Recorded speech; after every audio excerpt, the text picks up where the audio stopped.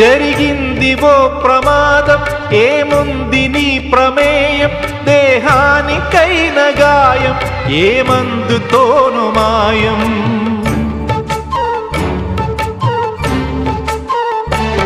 విలువైన నిండు ప్రాణం మిగిలుండటం ప్రధానం, అది నిలిచినంత కాలం సాగాలి నీ ప్రయాణం.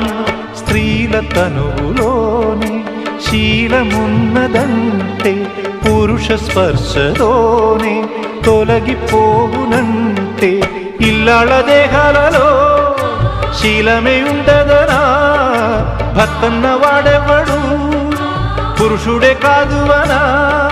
శీలం అంటే గుణం అనే అర్థం.